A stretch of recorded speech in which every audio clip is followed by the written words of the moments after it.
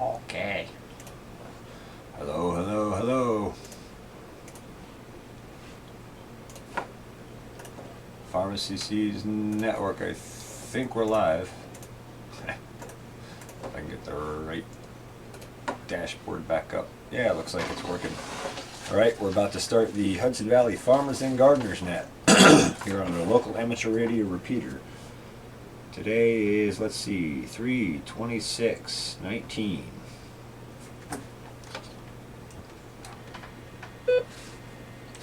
This is KD2IIN Net Control for the Hudson Valley Farmers and Gardeners Net. Farmers and Gardeners Net is sponsored by the Overlook Mountain Amateur Radio Club every Tuesday at 9:30 p.m. We're basically here to discuss farming and gardening and all the practices and principles, tips, tricks, and techniques that are involved with that. So without further ado, we'll go ahead and start the net. This is KD2IIN, and I am Net Control for the net tonight, and we are taking check-ins. If there are any check-ins, please call now.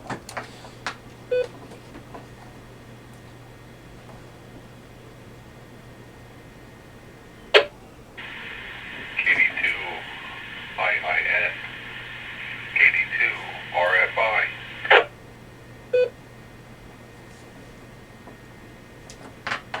And the net recognizes KD2RFI. Bob, how are you tonight? Doing good. Been very busy. You and me both, my friend. It's that time of year.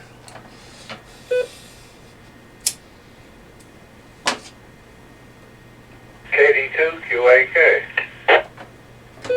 And the net recognizes KD2QAK. How are you tonight, Bob? Doing fine. It sounds like Bob, and CJ. Well, maybe we'll get the other Bob to check, one of the other Bobs to check in. Fantastic. All right, are there any further check-ins at this time?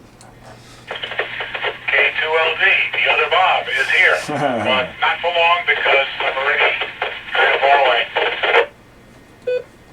K2LD will give you priority since you're mobile. Welcome, glad to hear you. And sorry we're missing your satellite pass tonight. How are you? Doing good.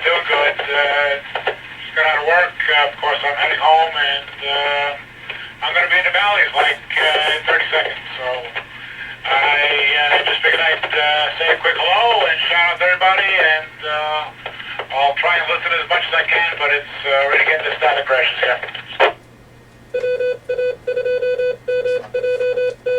This is KD2IIN Net Control for the Hudson Valley Farmers and Gardeners Net. Well, we're glad to have you check in with us, Bob. And boy, if I mess anybody's name up tonight so far, I'm in big trouble.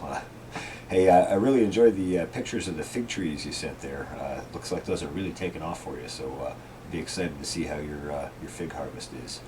Good enough. You're checked in and checked out. I wish you a safe trip home back up to the mountain, and we'll move on and see if there's any further check-ins for the net at this time. If there are any further check-ins, please call now.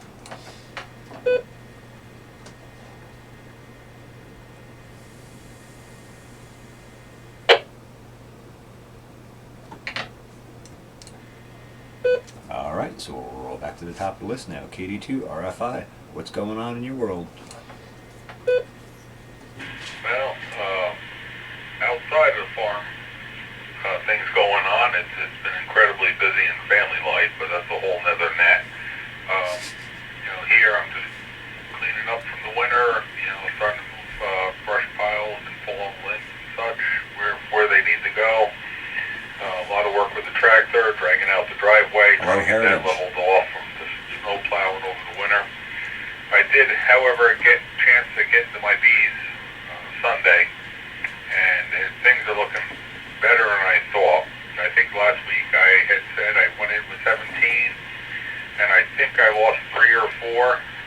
Well, the confirmed losses are only 2. So I only lost 2 hives over the winter, and they were both due to starvation. One hive I knew was light going in, and I never got a chance to put feed on it, and so unfortunately lost it. We lost one other one, but it's looking pretty good for this year to start off. So I'm pretty excited with seeing what I got so far. And, they've been out on the warmer days and really productive. I put some 1-to-1 sugar-water ratio mix on them, and the hives have felt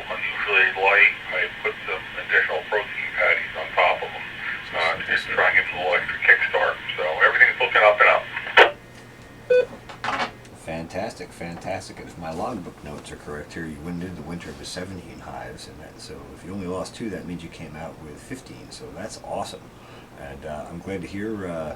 Glad to hear that most of them made it through, and yeah, after a week, I guess. Well, I don't have a whole lot of experience, but my understanding is that's the trick. Make sure they have enough to eat through the winter. That seems to be a big factor for newer hives or smaller hives. So fantastic. Well, it sounds like you're making out good. I'm doing the same over here as far as cleaning up and prepping for spring and that sort of thing. A lot of stuff going on, and then of course extra work all comes in now. So that's how it goes. Anyway, I'll just put it back to you for your next comment. Well, I'm pretty much wrapped up on the bee side of things. The only additional thing I got to do is probably start thinking about a garden. I have my compost pile in the back, which is broken down really nicely. I'm sure the bears have visited many times to take any meat products I might have thrown in there, but they never seem to get composted. They don't sit long enough. And I got my chicken coop. Chickens are doing good. I got 44 birds on the way that should be here at the end of May. Other than that, it's pretty much status quo, and I'll pass it on to the next one. And if anybody has any questions, by all means, I'm here. I'll answer the best I can. KD2RFI, back to net. Fantastic, Bob. Fantastic. Well, wow, 44 new chicks coming. That's that's a nice flock size. So awesome. Sounds like you're going great guns in all directions. And yeah, I hear you. It's hard to keep meat around. Somebody always finds it. Whether it's I'm glad we don't have well, knocking on wood over here. We haven't had any bear issues as of yet. I hope we don't. All right, we'll roll on down to the next in the list, and then we'll go ahead and do another opportunity for check-ins. So KD2 QAK, pick it up. Okay, the closest thing I got to farming and gardening is, well, gardening. Around here, I look out the window and I see 2 things that need to be done. One is the lawn needs to be fertilized sometime this spring. And the other thing is there needs to be a lot of seeding around the end of the driveway where I pulled it up with a plow and out near the road. Now, would you fertilize first and then seed, or the other way around, and how long between fertilizing and seeding? What do you think about that, CJ? Well, let's see. I would seed without fertilizing, and then when you have grass growing, add fertilizer. As far as fertilizer, when you say fertilizer, what are you referring to? Probably Scott's turf builder. Okay, so like a chemical for. I would definitely wait until the grass gets up a good bit before you put any of that on. Okay, I think I'm going to get the rake and the shovel out and start leveling things off, and then I'll put some seed in, and maybe probably about a month from now or so, 4 or 5 weeks, then I can fertilize it. That's about right. Okay, back to you. All right, very good. Well, this is KD2 Control for the Hudson Valley Farmers and Gardeners Net. If there are any further check-ins, please call now.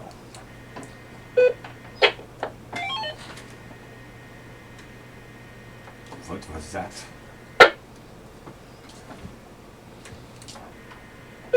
All right, no further check-ins recognized at this time. And I guess we'll roll back to the top of the list, KD2 RFI.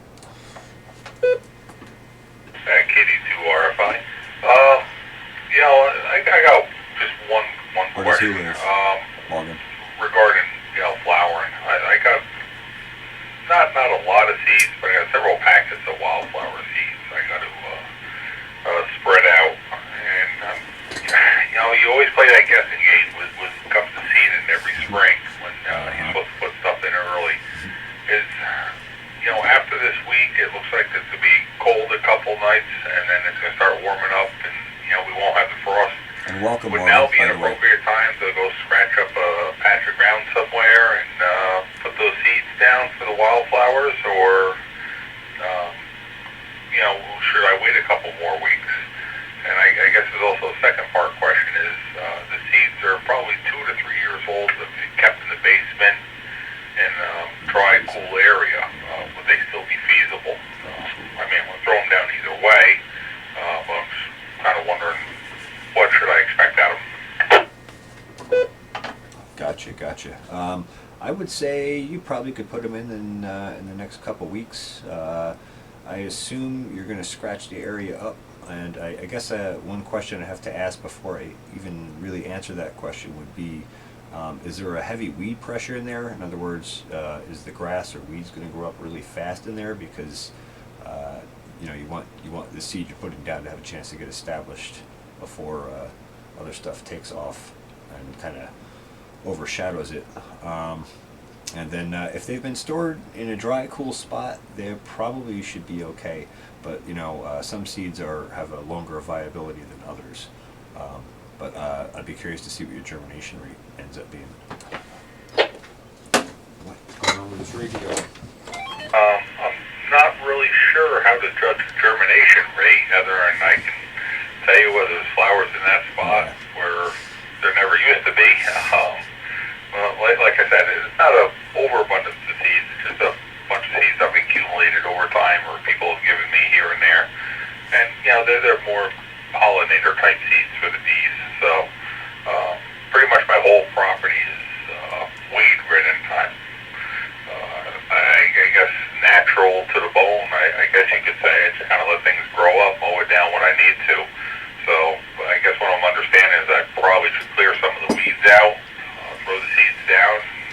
That way give them first chance to kick off before the weeds reinvade. Right. Yeah, just kind of give them, something to kind of grab a root purchase in, and an opportunity to at least get a coat of leaden leaf out and get sort of established before a lot of other big stuff comes in and kind of starts to shade them out.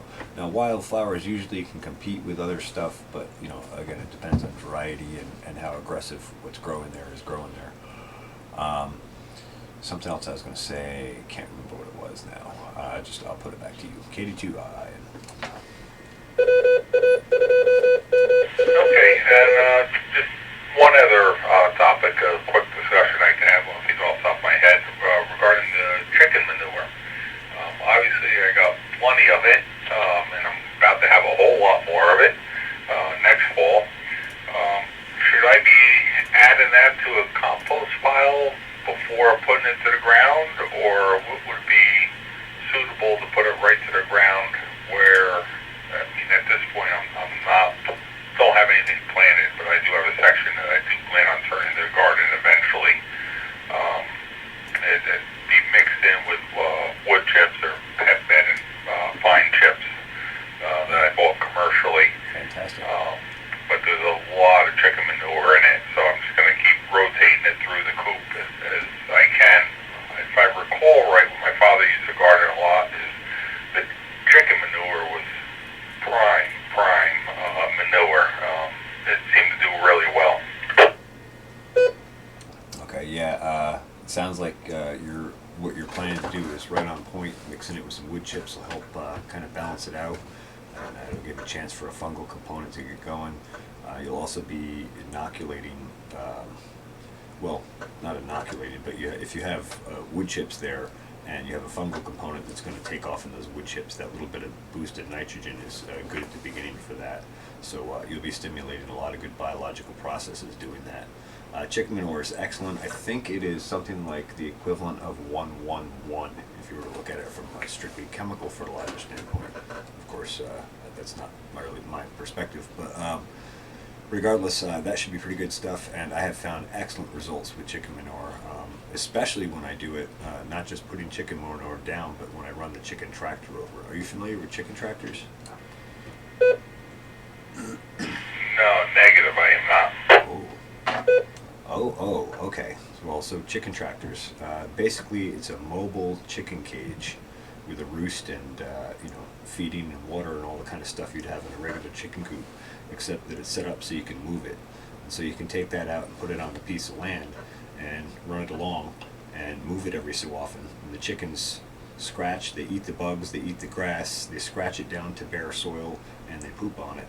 You move it, you wait, a couple of weeks for the chicken manure to break down a bit, and then you can plant behind it. And they're basically tilling and mowing and fertilizing all in one shot for you.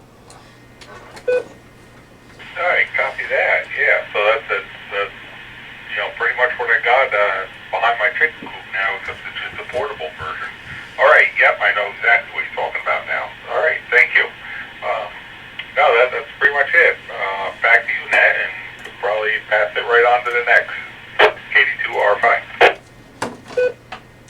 right, very good. Well, fantastic. This is KD2IIN, net control for the Hudson Valley Farmers and Gardeners Net. We're going to roll on down to KD2QAK, and then we'll provide another opportunity for check-ins. KD2QAK, pick it up. Hey, I got a question for you from my wife. When we lived in North Carolina, she had garlic planted near her roses to keep the aphids away. Do you know, does garlic keep more than aphids off of plants? Is it useful for that? I thought you said keep the acids away, but I think maybe you said or meant aphids. Is that what you mean? I didn't quite hear you there. She said aphids, those little white bugs that get on roses. Okay. She says they're not white. I thought they were. Yeah, okay. Back to you. See, good.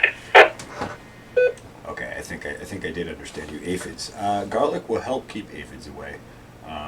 But if you've got insects like aphids, whiteflies, any of those little chewer type insects, you likely have an excess of nitrogen or a deficiency of calcium, phosphorus, and or molybdenum. So you might want to look into balancing that soil a little bit more. She doesn't have a problem right now. She's just kind of curious about it, wondering if they, keep other stuff on. But I think you answered my question there. Back to you. Okay, yeah. I mean, anything in that's the allium family. That's like garlic and onions and scallions and leeks. Those are all in the same family, and they are excellent pest deterrents. So it certainly can't hurt. So yeah, I think that likely will help for you. All right, this is KD2IIN, net control from the Hudson Valley Farmers and Gardeners Net. If there are any further check-ins, please call now.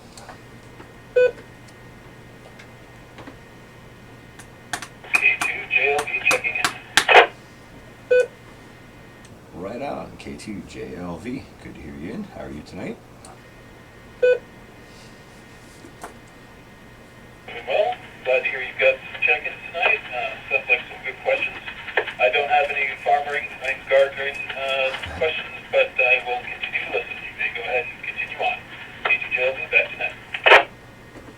Very good, very good. Glad we caught you in the mobile, and glad to have your support and participation in the net.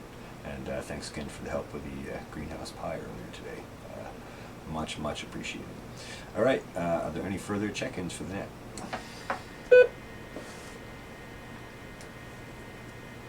KD2, KJU. The net recognizes KD2, KJU. Jed, how are you tonight?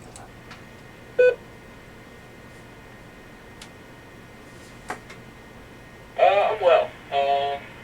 Been kind of rolling out everything.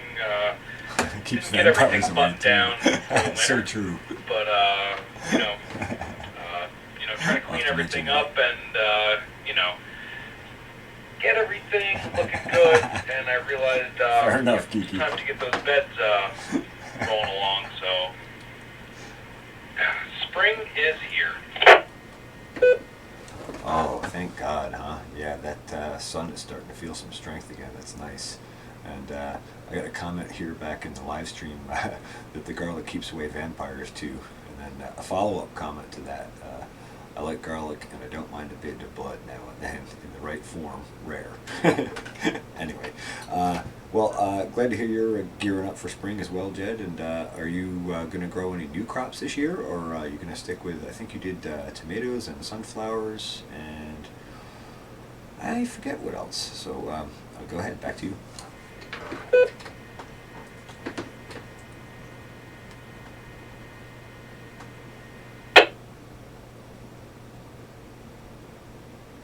This year I bought a couple more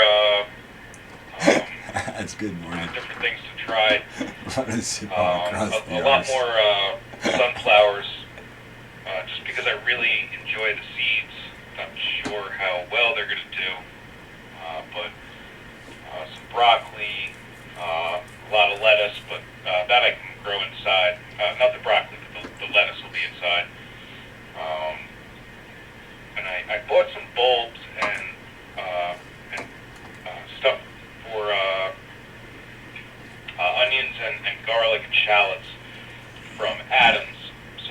sure exactly what I'm gonna get out of that, but I'm gonna I gotta dig up a bunch more area to plant that in. Really sick of mowing my lawn, anyways. You know, so I figure I might as well just start growing stuff in it. Sounds like a good plan to me. Yeah, there's a guy I know that actually has a website, Grow Food Not Lawns, and he's a landscaper actually. So I hear you. Well, that sounds like a nice variety of crops, and yeah, I would much rather work in the garden or on the farm than spend time just mowing grass down. It seems kind of pointless.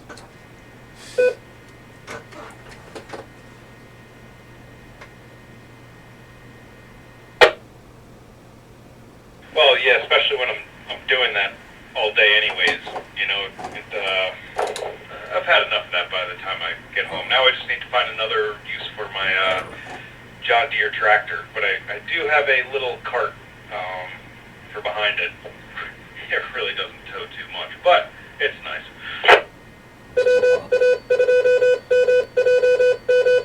And this is KD2 control for the Hudson Valley Farmers and Gardeners Net. Yeah, I hear you. I think you know I just picked up a Massey Ferguson 3165 back in the fall with a front end loader and a backhoe that is in the process of being fixed. But since I got that, man, the power and capabilities of that, I haven't gotten on the small machine much. And man, the stuff that was taking me 2 and 3 days before is now, 2 hours. So that's a real nice upgrade. But yeah, those little tractors are real handy. I like them for getting down between rows and for harvesting and for delivering mulch to specific spots in beds and stuff. A lot lighter, a lot less compression on the soil, and it has a nice positive effect on the soil and the microbes in the soil. So very good. Well, let's see if there's any further check-ins here. This is KD2 and Net Control for the Hudson Valley Farmers and Gardeners Net. If there are any further check-ins, please call now.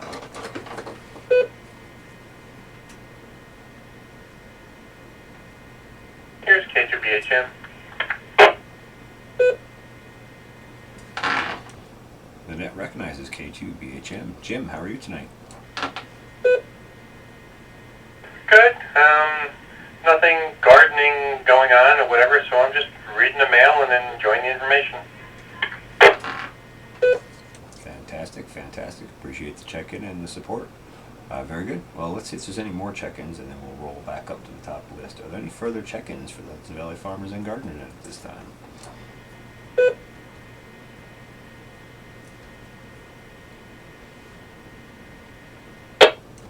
No further check-ins recognized at this time. All right, we're going to roll back to the top of the list. KD2 RFI. Bob, pick it up.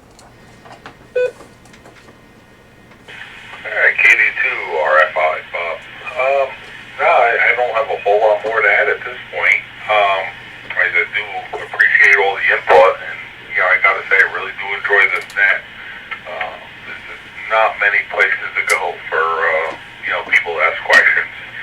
That Massey Ferguson or any tractor that you have is, by all means, it's wonderful to have. I myself got a Kubota B2920 with a loader and a York rake and a blade and a belly mower. Not overly impressed with the belly mower. It really doesn't serve my purpose. The amount of lawn I have, I wind up push mowing it. Takes me 2 days usually, but I think it comes out a lot better push mowing. I'm about to turn probably half of it into a garden, so I'm going to go with that whole,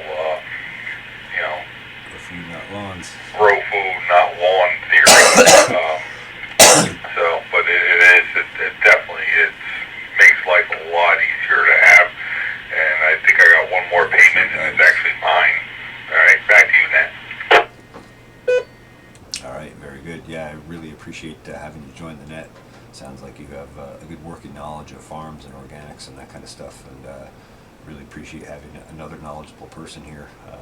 I'm often the person answering questions, and it's nice to have someone else to turn to and say, what do you think? So really appreciate you coming in, and I'm glad you're enjoying the net, and I'm glad it's serving its purpose. So fantastic. All right, we'll roll on down to KD2 QAK. Bob, pick it up. Okay, I don't have anything more on gardening and farming, but I do have a riddle for you, CJ. my crystal ball, and I see a lady sitting at an organ console playing an organ. She's wearing blue. A bathing suit. No, she wears a blue bathing suit when she swims at Bard College and is laying next to me. Do you have any idea who this is? Well, if she's laying next to you, I gotta figure that's your wife. Wrong. It's your mother. Okay. Thought I'd put you on with that one.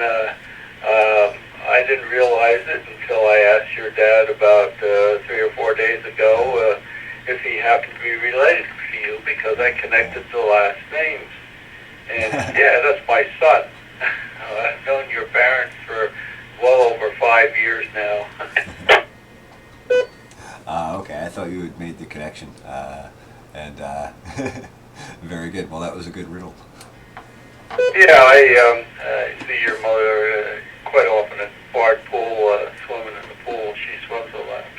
Same time I do. I go over there about 3 times a week now. So, okay, back to you. That's it for me for tonight. I think I'll sit by the side and listen to you. All right, very good. Well, I went right to her when you said Oregon and swimming at Barb, but then when you said she was laying next to you, that one threw me for a loop. So pretty good. All right, let's see. And K2LD checked in and out, and so we're down to K2JLV. Pick it up, Dave, if you're still in the mobile.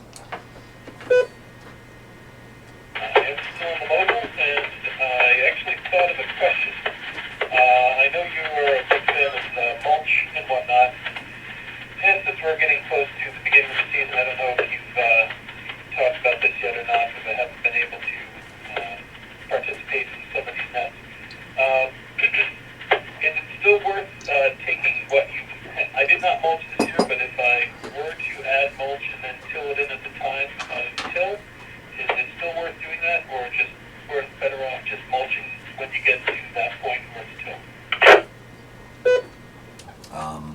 Any organic matter added to the soil is going to be good, but I would say the most beneficial thing you could do if you're still hell-bent on tilling, and I know the person you're working on it for is, so I would put the mulch on after the till, and then use that to protect the soil and the biology in the soil and provide some nutrition for the beginning of the season. So that's a sequence I would do.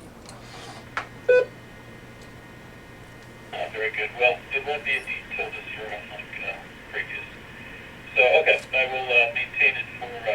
we didn't really clear the garden out this year, so it did have some ground cover over the winter. So I will maintain mulch for after the slight till. Very good. Thank you very much, and appreciate you running the net tonight. It was interesting parts that I heard. K2JLD, back to that. I'm looking clear. All right, very good. Well, yeah, glad to provide some extra insight on it, and looking forward to seeing how that soil continues to improve as we adjust practices and nutritional balance over there. Sounds like last year was a pretty good success, so hopefully this year we can take it up another notch. Very good. Thanks for joining Net, and I appreciate it. And I guess we'll roll on down to KD2 KJU. Pick it up, Jed.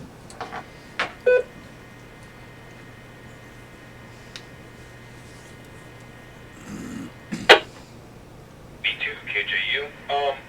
Is there a way I can test the soil at home, or is that something I need to bring elsewhere?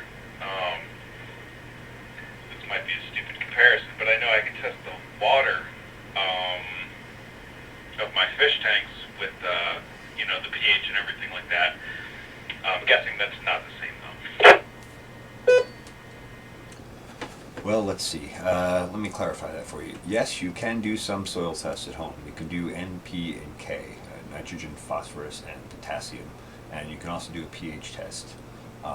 But the amount of information that you're going to get back as a result of those 4 tests versus if you sent a soil sample in and had it tested with, say, like an acid assay, where they actually go through and determine the percentage of each type of nutrition in the soil, would be a much better understanding of your soil profile.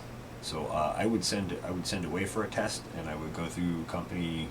I probably would go through AEA, Advancing Eco Agriculture. I think a soil test through them is like $35, and it'll give you a full soil assay, and then you can use that sample to talk to them and ask them what their recommendations are for amending that soil, or what their recommendations are as far as using foliar feeds to target specific crops and specific points in their life cycle.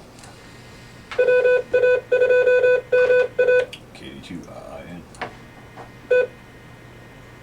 KD2KJU.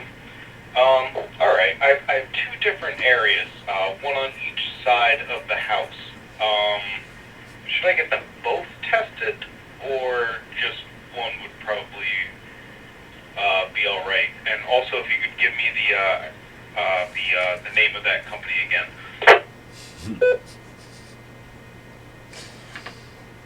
Okay. Well, I guess it depends. If the soil is very similar in nature, and I suspect it would be, because usually you don't have major changes in soil unless you change the geologic profile underneath that soil. And given your area, I would think it's fairly consistent. What I would do is I would take samples from both of the plots that you want to grow in, and send that in as your one sample. If you were very concerned, or you thought they were very, very different, then you really should probably do two separate soil tests, or test one now, adjust it and get that working, and then test the other one at another time. And the company name again is Advancing Eco Agriculture. Advancing Eco Agriculture, and their website is advancingecoagriculture.com.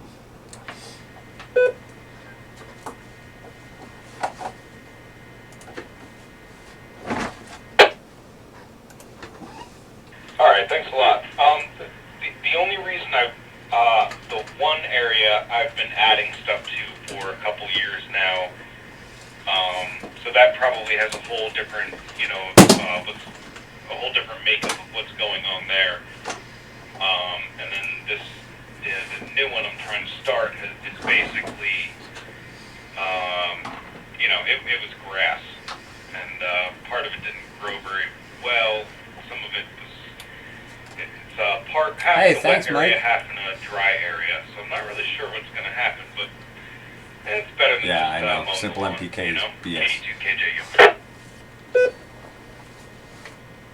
All right, very good. Well, yeah, I would probably just mix the samples together. Well, I don't know. I guess what I would do is take the plot that you really want to improve, do your soil sample in that, get that improvement refined, and then that'll give you kind of a baseline. Because I'm not sure exactly what you'd be doing as far as working the soil in all the time previous to this. Let's see, there was something else I was going to say, but I lost my train of thought. Too many things going on at once. I'll put it back to you. KD2I in here. Frick. Yeah, the other plot is only, it's just on the other side of the house, but it's just situated where that gets the best amount of sun. Oh, I can do so that, that's where Morgan. I just that's can't where I got to plant. keep track of it all. I would think it would be a bit better there than where I was originally planting. I've had pretty good luck there, but now I'm kind of, I'm just going to expand as much as I can. Would you recommend cutting down into the where the grass is and just getting that out of there before I kind of rototill it a little bit, or just leave it in there and just go at it? Well, if you're going to till, I would incorporate any organic matter that's there, and that includes grass. That said, if you're tilling like lawn, it's probably going to take you 3 or 4 good tills over a period of about a month or so to actually kill that back. I would target that till when you have forecasts with hot sunny days and high temperatures, so that your till has the most kill effect on the grass. Unless you're going to come in and do a heavy mulch on top of it, in which case you don't have to worry about the grass coming back as much.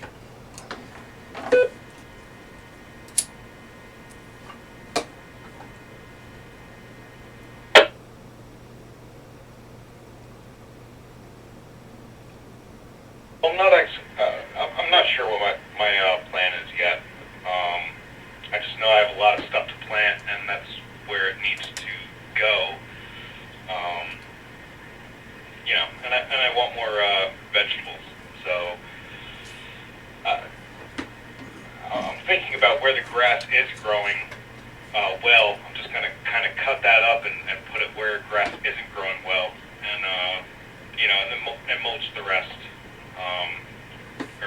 or rototill the rest, and then mulch on top of it. I have enough leaves to definitely do that. So far it's looking good. I have everything in motion, and really excited about this year's. Yeah, that's what I'm running here. OBS. Going to be getting from everything. KD2 KJU. All right, very good, Jed. Yeah, I would target the spot where you're going to get the most sunlight. That's the big thing. You got to drive photosynthesis. If you don't have photosynthesis, you don't grow big plants and you don't yield much. So I would target the areas that get you the most light for what you're growing, and then work out from there. But it sounds like you have a good idea what you're going to do, and as always, don't be afraid to ask more questions. So with that, I think we're going to make this a final round here. This is KD2 Net Control for the Hudson Valley Farmers and Gardeners Net. I'm going to roll back to the top of the list and provide an opportunity for everyone to make a final comments and whatever, and we'll go ahead and close the net. So we'll roll back up to KD2 RFI. KD2 RFI. Yes, EJ, I'm good to go here. I appreciate everyone chiming in tonight and providing their input. I've been sitting here on the side taking notes as everyone talks. Freezer I do camp. appreciate it. Again, thank you very much, EJ, for getting this net together and bringing us all out here. All right, back to you. All right, very good. Well, thanks for checking in. Much appreciate it. Appreciate your knowledge. Really looking forward to future nets with more talk about bees and hive maintenance and all that sort of stuff. I think we have an endless opportunity for discussion with that topic. Fantastic. Thanks for joining. And we'll roll down to KD2 QAK. Bob, I'm not sure if you checked out before, but if you're still here, pick it up. I'm still here listening and appreciate all the information and discussion. Some of it sounds very interesting. The chicken manure Right on, Geeky. he was talking about before, I know how pretty soon that stuff starts coming out of your ears, but reminds me of when I used to hunt in North Carolina. I had a good friend of mine, and we had some feed plots that we grew, and we hauled chicken manure in the trailers. Needless to say, our wives did not appreciate it when we came home. And with that, I'll say 7-3 to you, and have a great night. KD2 QAK is going to be on the side. She's smart, huh? All right, very good, Bob. Well, thanks for checking in. And yeah, I can't seem to ever have enough chicken manure. I need to hatch out some more chicks and get some more chickens rolling here. More eggs and more manure. But yeah, it doesn't smell great, especially when it's a little damp. But if you think chicken manure is bad, try hog manure. That's even worse. Anyway, have a good night, and thanks for joining the net. Let's see, K2LD checked in and out, and we're back down to K2JLV. Dave, if you're still around, pick it up.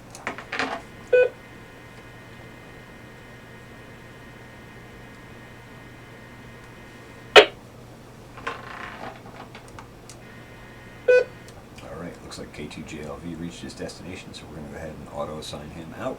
We're going to roll on down to Jed, KD2, KJU. Did I miss Jim in the rotation? Shit. I think I missed Jim in the rotation. KD2 KJU. Yeah, goats can What always are be you worse than a starting pig sometimes. right now? What do you have going on in the greenhouse?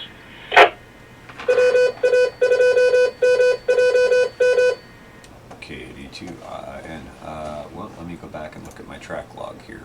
I got a lot going on in the greenhouse right now, including a Raspberry Pi controller that is currently down. So I gotta, after the net, go out and straighten that out if I can. Let's see. A bunch of rosemary cuts. Let's see, I started some beefsteak tomatoes, some jalapeno M, some King Arthur F2 peppers, using Bar Harbor blend Coast of Maine organic potting mix, and let's see what else. Hawaiian orange marigold, sweet Thai basil, large cherry tomato, and something called Nigella sativa, which is also known commonly as black cumin. And let's see, I took a whole bunch more rosemary cuts, and I transplanted some rosemary, and I'm getting ready to propagate out lemon balm and olive trees and oh, let's see, what else did I start? Oh, I also started a bunch of Beauregard sweet potatoes, and I can't remember all what else, but it's hopping in there. If you want to check out more, check out the YouTube channel. There are some recent videos on the greenhouse, and actually I'll be putting another one up here probably tomorrow sometime. So that's what's going on this end.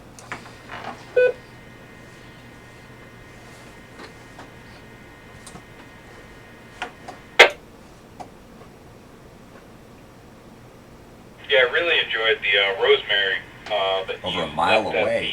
the, Wow. the winter field day. That went into a couple different things. Freezer cap is a great solution. I like it a lot for little steaks and stuff like that, even in macaroni and cheese. And I don't know, I just enjoy rosemary, so I put it in a lot Traffic of different safety, yeah. things. I was trying to incorporate it into certain types of tea, but it really didn't work out too well, at least the way I wanted it to. Yeah. But do you know exactly what kind of rosemary it is? I bought a couple. I bought The two tiny rosemary pots kind. from Adams, and I don't remember the name offhand. It's downstairs, but you know, from what I've realized, that there's a bunch of different kinds. Okay, well, the one I have is Rosemary officinalis. It's the official rosemary, just rosemary. There's also French rosemary, and yeah, I think there are a few other strains, and at some point I might pick a few of those other ones up as well. I do have French rosemary here as well, which I also like. I too am a huge fan of rosemary. I love the smell of it. I love the smell of it drying. I love cooking with it for almost any dish. And actually, I just was doing some research lately, and I found you can actually smoke it as well. So I've been adding a little bit to my cigarettes, and that adds a really nice flavor to a cigarette for those of us who are smokers. So yeah, it's a favorite of mine for sure. And I'm glad you enjoyed that stuff I brought to the winter field day. I was hoping someone would take that home and make good use of it. So I'm glad to hear it made it to a good home.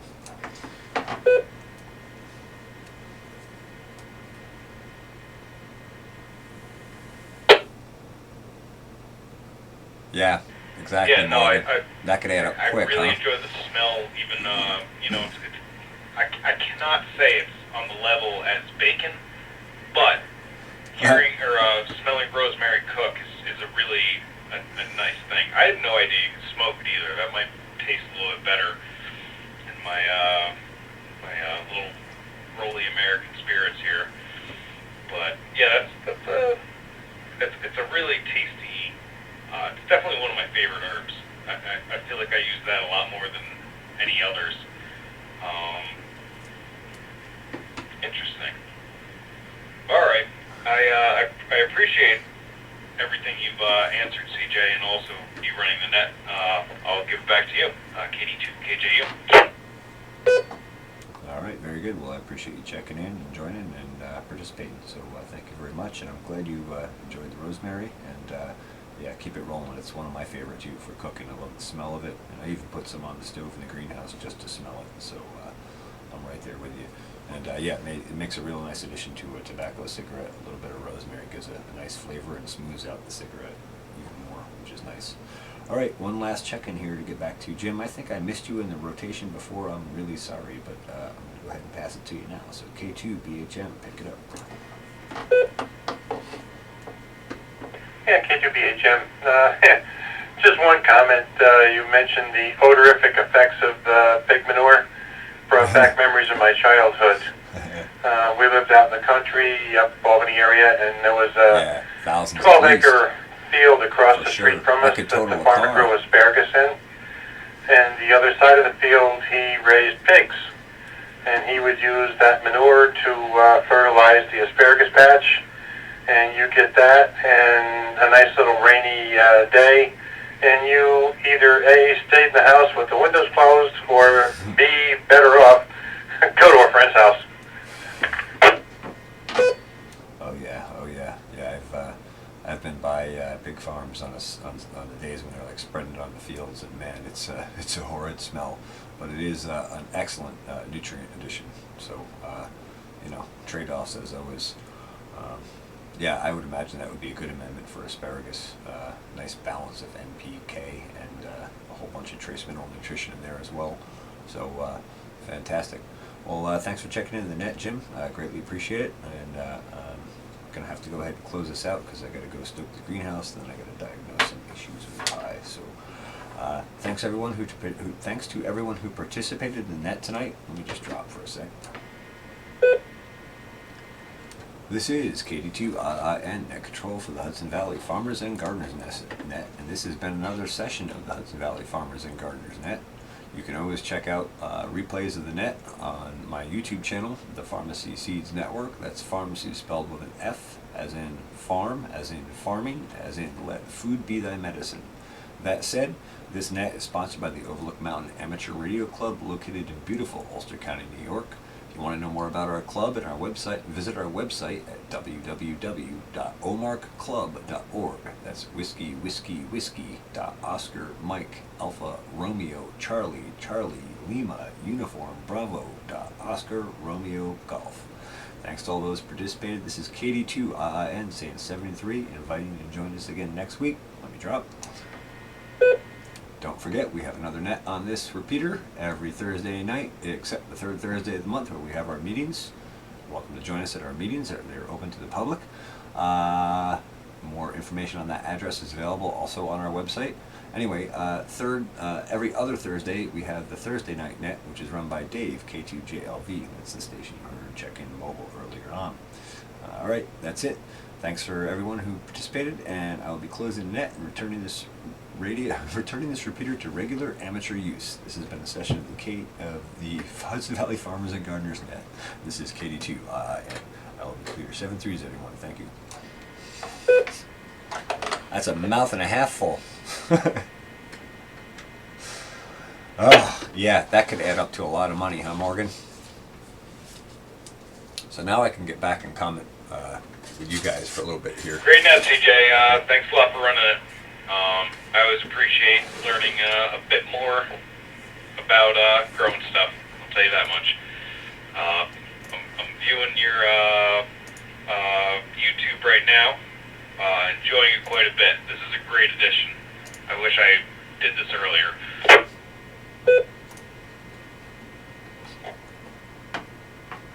All right, very good. Well, thanks for participating, Jed. Yeah, I usually do a post-net brief chat here on the live stream before I close it out, so don't be afraid to jump in on that as well. And thanks again for your participation, and we'll talk to you again next week, if not before. 7-3s. KD2I, and we'll be clear. Order. Move to bottom.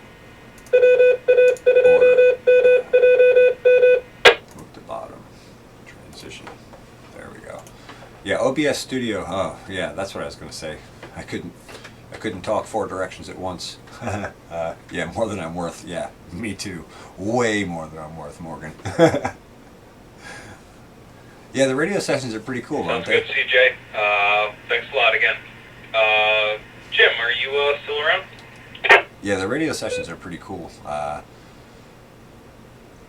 lot more fun now that there's more people participating. I don't know if that's because it's springtime or if because I started doing the live stream, people are more interested. But it's nice to have you guys on the live stream so that those dead nights there's someone else to talk to, because otherwise it could be pretty boring. Let's see. Morgan asked if I'm using sideband. No, this is VHF FM, 146.805 megahertz on the output of the repeater with a PL tone of 103.5, and the input is 146.205 megahertz with a PL tone of 103.5. 2 meter band. And that the information I just gave you is for our local repeater. That's located in Woodstock, New York, at a pretty high elevation, which gives us tremendous coverage. Yeah, the sideband's a lot of fun too. That's another radio. It's buried in a box right now, but when I get it out and get it cleaned up and ready to install again, I'll show you. And I'll do I'll probably do some live streams when I do just get on HF and chat with people. I actually thought about doing an HF Farmers and Gardeners net, but those HF nets have so many station check-ins and get so long-winded, I could end up tied up for 4 or 5 hours. And unfortunately, in the summertime, when things are busy, that's especially at night. That's when I'm doing my foliar feeds and catching up on stuff I couldn't get done during the day. I may still do something like that, but it's going to have to be more in the future. But yeah, the HF is a lot of fun too. I've got friends all over the planet as a result of it. It's pretty cool. It's a fun hobby, and it's another one of those hobbies. Not that farming is a hobby, but you know, I guess gardening is to some degree. But it's another one of those things where like you can explore different areas, and there's so many areas to explore with so many things to explore in each area. You could never get bored. I mean, there's VHF and HF just as a base. Then there's DMR, which is like a digital radio, and you can use a Wi-Fi hotspot. It connects to the internet, so you can talk to other stations over the internet with a handheld radio. That's pretty cool. There are repeaters that blend internet and regular radio like this. There are repeaters, actually there's a repeater here in Woodstock that you can go in on 2 meters on VHF, and you can come out on 10 meters on HF and work the world skip through through a handheld radio or a mobile radio. That one's pretty cool.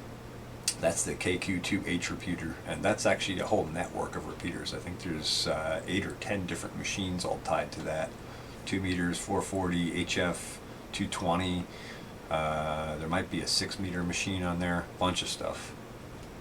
So yeah, very interesting hobby. A lot of fun. If I could get paid just to play with the radio all day, that's a job I might take, although I really do love farming and being outside on the farm as well. But it is fun. So when he was using sideband, Morgan, was he on CB on sideband? Because we used to do that too when I was a kid. That's how I got into amateur radio, was through CB. I picked up CBs at yard sales and started playing with radio. And then I realized that the next evolution to really have more frequencies and more people and more bands and more fun was to go get the amateur radio license. So when I was 14, I went and took my amateur radio test and passed, and I was a licensed tech then. And then life got in the way. I got too busy. I let the license lapse. You're supposed to renew every 10 years. Okay, it was CB. And so my license lapsed, and then what happened? Oh, a friend of mine who's also a seed breeder in Holland sent me a couple of radios as a thank you for some other stuff I helped him with. Little Bofang radios. They're like a $30 like Chinese version of the radio that I have. Actually, I think you guys have seen it in other sessions, but I'll just show you quick. This is a handheld radio. Talked all over Europe, Australia. Yeah. When the bands are good, they're good. Right now, HF is virtually dead, I'm told. I don't know. I haven't had the HF radio turned on in probably closing on a year, probably 6 or 8 months. Yeah, very useful in a rural community. Yeah, I know, I couldn't afford another expensive hobby. So that's what I was saying, Geeky. My friend sent me two radios similar to this, a little bit cheaper version, but good little radios for listening and stuff. And I heard this local club that I used to be a member of. Heard those guys talking about mesh and building computers and networks and all that kind of stuff, and I got re-excited about the hobby. And so I went and took my license again, or took my test again and got my license back. And I think it was like 6 months or a year later, I just went, and because somebody in the club had given me an HF radio. In fact, yeah, all the radio gear I have in my shack here, and there's a good amount of it. I'll show you more of it as time goes on here. But all the radio gear I have in my shack here was actually given to me by friends. I don't think I bought a single radio, not one of them. This was given to me by my friend on my birthday or Christmas. This radio was given to me by who was previously was the president of our club. The HF radio was given to me by another guy in the club. So there's options. You don't have to spend a lot of money to get into it. But yes, it can be an expensive hobby. There's also guys who have, $400, $500, $600,000 tied up in radio stations between towers and amplifiers and big expensive radio gear. It goes all ends of the spectrum price-wise. But I'm limited to what people have given me, but I've been very blessed. I've been given a lot of equipment. So, yeah, it's fun, for sure. How are you guys tonight? Everybody having a good week, good days, I hope.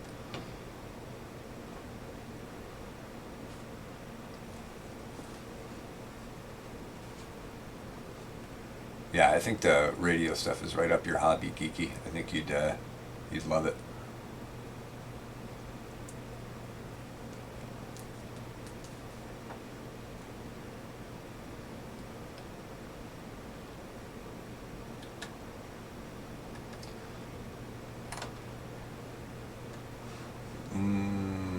Did my stream die?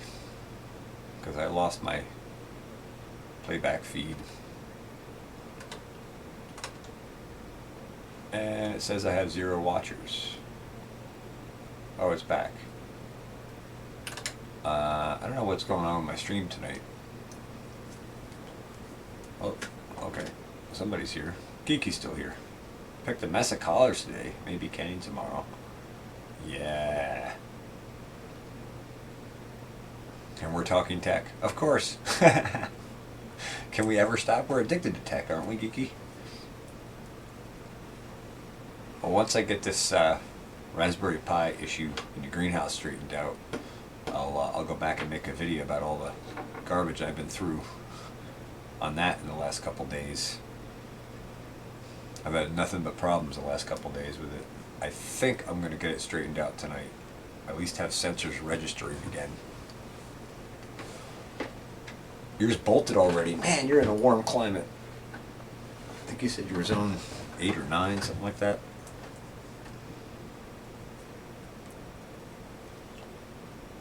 Plant some more, I guess.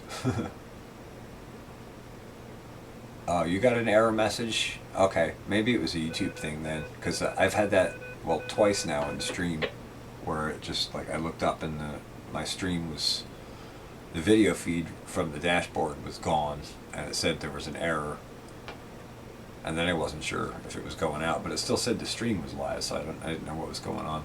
But I refreshed and I got it back too, so that must have been a YouTube glitch or something.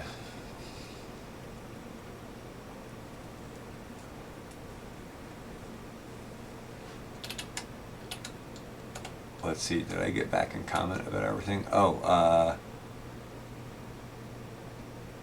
yeah, Morgan, you were asking about, well, if you're still here, you were asking about the way to do multiple video feeds. Yeah, OBS Studio is free, free download, and 8B9A for you. Too late to plant more. Yeah, huh? Okay. Well, wait till the flip happens, I guess, right? I hear you, the cold crops, they don't like the heat, and yeah, I'm sure you get extreme heat when you get it. Subpar programmers. So true, Geeky, so true. I should talk. Anyway, OBS Studio is a free download, and yeah, you can pick anything you want. In fact, I'll throw it up here for you. There you go, the streaming software on its own streaming software.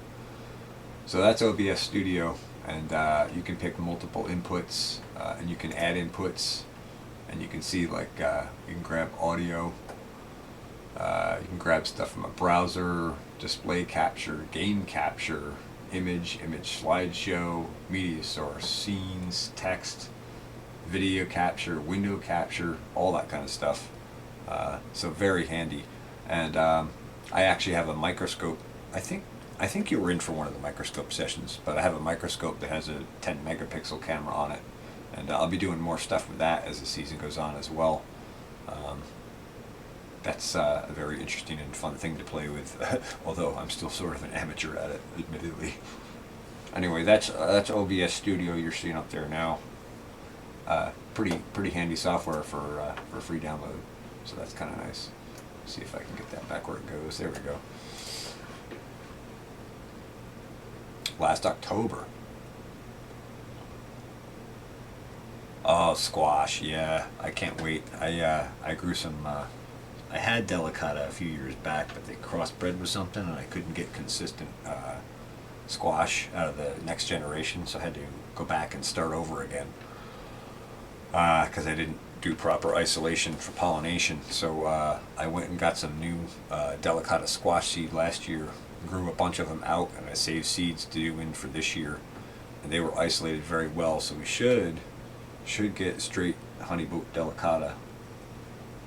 Love them. I love a good soup with a delicata squash. There's a recipe from Frank Giglio, if you know who he is.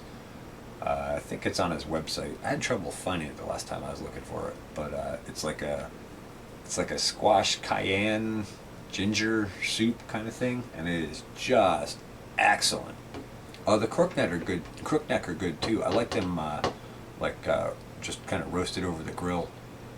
I'd say barbecue, but the southern people would choke me.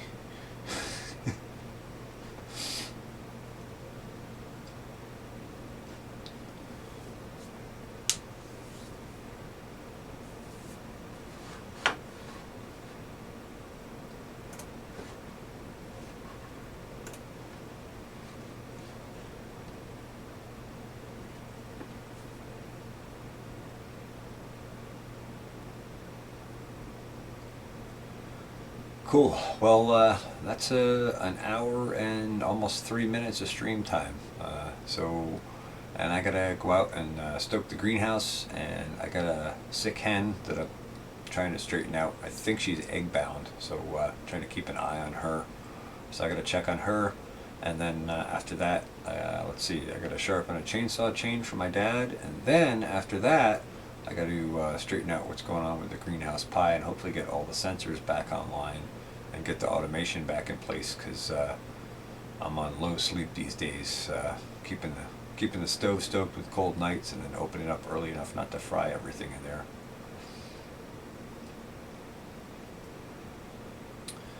Yeah, Geeky, we'll have to talk more about that powdery mildew thing. I think we can crack a cure for that for you. We just got to figure out how to get your nutritional deficiencies knocked out. It might be as simple as a couple of foliar feeds to bring things up. Gotta get up before the pig, yeah, for sure. Well, I hope you have a good freezer fest tomorrow. I hope you get lots of bacon and ham and all sorts of pork fixins. Thank you guys for joining the stream and checking in. I appreciate the support. And yeah, I am looking after her. She had a warm water bath today, and I'm trying to do my best for her. I actually brought her in the greenhouse because she was still wet from that, and trying to keep her warm and dry. And I'll probably give her another warm water soak at some point here. Anyway, good night all. Thank you. Appreciate it. Everyone have a great night. We'll see you soon. Thanks for watching the Pharmacy Seeds Network. Cheers.